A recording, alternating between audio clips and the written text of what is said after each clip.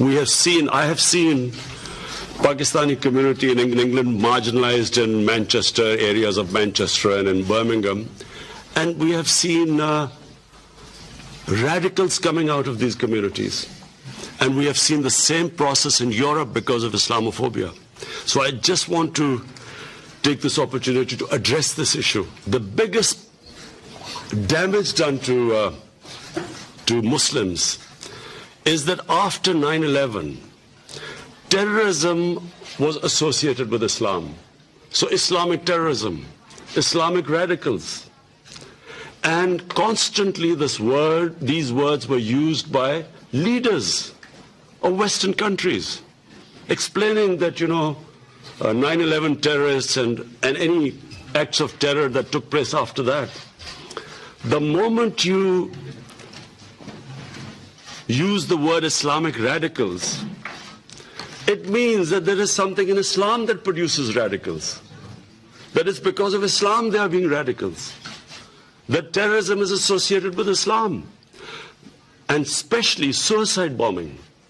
Because regularly we heard these commentators saying that, Muslims are indulging in suicide attacks because they will have virgins in heavens. This sort of nonsense kept going on.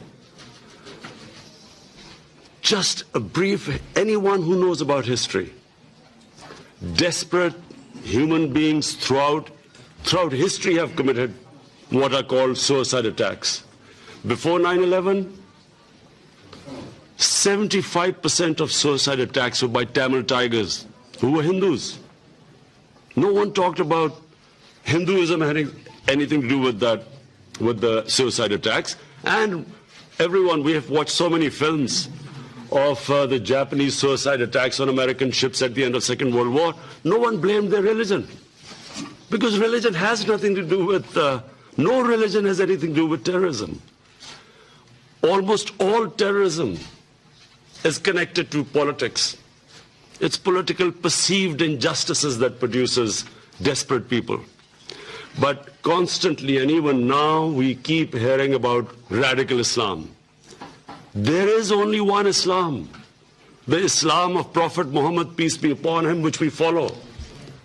There is no other Islam. In human communities, majority are moderates, they are liberals, and on one side they are fanatics. Everywhere. What about the white supremacists who walk into and kill 49 worshippers in New Zealand? What has that got to do with religion? So it's very important. This is the best forum. We must talk about it. Muslims must talk about separating terrorism with Islam. Yes, Muslim societies have fanatics, same as Christian societies, same as Jewish societies. And let's not forget that in India, extremists have taken over the country, racial extremists. So, number one, my point is that this has to be addressed. We keep hearing world leaders talk about radical Islam. It is causing, how is a man in the street in New York supposed to tell who's a radical Muslim and who's a moderate Muslim? How can anyone tell? So all Muslims are branded, Muslims are branded as fanatics, terrorists.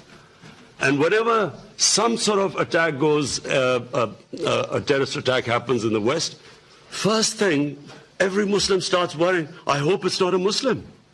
Because immediately we are all branded. And I remember after 9/11, I get a phone call from this Western journalist, and he said, aren't you really ashamed of what has happened? There are 1.3 billion Muslims. Am I supposed to be ashamed of what anyone does any Muslim does? So that's number one point. Second, I have seen this since that awful man Salman Rushdie produced a book called The Satanic Verses. It was mocking, ridiculing a holy prophet, peace be upon him.